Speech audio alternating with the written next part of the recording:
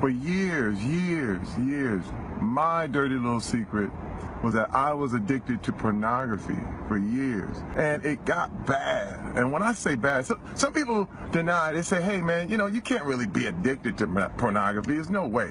But I'm gonna tell you something. If day turns into night and you are still watching, you probably got a problem. And that was me. Well, that is Terry Crews speaking very candidly about his addiction to pornography. The former NFL player and actor first talked about his problem back in 2014, but he recently posted this series of web videos on Facebook to talk about his road to recovery. Now, millions of people have watched the videos and thousands have commented. And today, local psychotherapist Dr. Patrick Scott has more on the effects of this kind of addiction, how it can affect your life, and actually how common this actually is, but rarely talked about. Thanks for being with us to talk about a difficult and sensitive topic, but one that really needs to be addressed. You know, from the treatment aspect, addiction is addiction, and it doesn't matter what kind of substance or behavior you're addicted to, the patterns are the same. I'm going to read the definition because I think it's important. We want to stigmatize all kinds of addiction because it carries with it a lot of dysfunctional behaviors, and we're going to talk about that in a minute. But the American Society for Addiction Medicine, I'm just going to read this, says that addiction is a primary chronic disease of brain reward, motivation, memory, and related circuitry. Dysfunction leads to biological, psychological, social, and spiritual manifestations. And what Terry identified in the piece that you just played was exactly that. The pattern is of denial. The pattern is can't stop. The pattern is it takes over your life.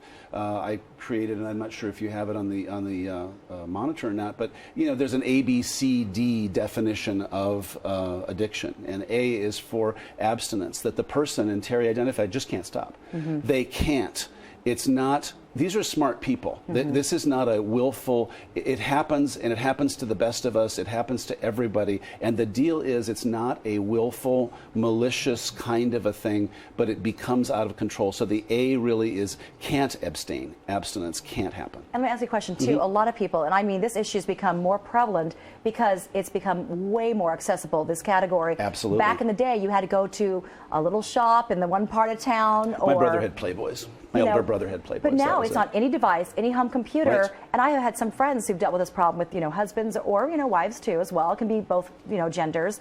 But they say it's not cheating because, oh, I'm just in a chat room with somebody, or I'm just looking at things, but it can really damage a marriage. Absolutely. And not purely for the sexual aspect of it. Certainly, pornography is theatrical sex. It's not real sex. And so we work with a lot of teenagers, a lot of young adults who are struggling with their new relationships.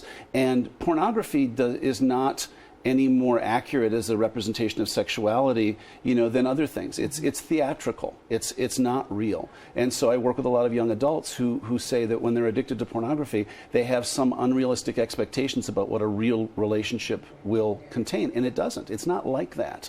And pornography has a big stigma, just like sexual matters have a big stigma. The second thing that happens around behavior is people start ignoring, denying, pretending, and because of the accessibility on our devices, they're doing it at all different times of the day and night. And you said it was A, B, C, and D. Quickly, what were the last points you had to make? Okay, so C is cravings. There's a craving for it. D is dysfunctional behaviors. They're lying, they're cheating, they're stealing, they're hiding, they're spending increasing amounts of time doing it. And then really the E is the emotions that carry with it. Someone who is addicted to anything is going to have a roller coaster of emotions. When they're feeding the addiction, they're going to be fine. When they're not feeding the addiction, they're going to be grumpy and cranky. And you can see that with pornography addiction, just like all the other addictions. So last piece of advice is, if you cannot stop on your own, if you just can't, you've got to get professional help. Yeah, treatment helps, and it really is whether you get on medication, you see a therapist, you go to AA, you find a 12-step program. Treatment works. What I'm so excited about Terry's disclosure is that it really is the first step to recovery. Yeah, I think it's incredibly brave. I mean, that can be a very private, shameful thing. So kudos to him for coming forward, and hoping they'll help a lot of other, families out there and just people. So, Doctor, thank you so much. Pleasure. Appreciate your time. All right, guys, over to you.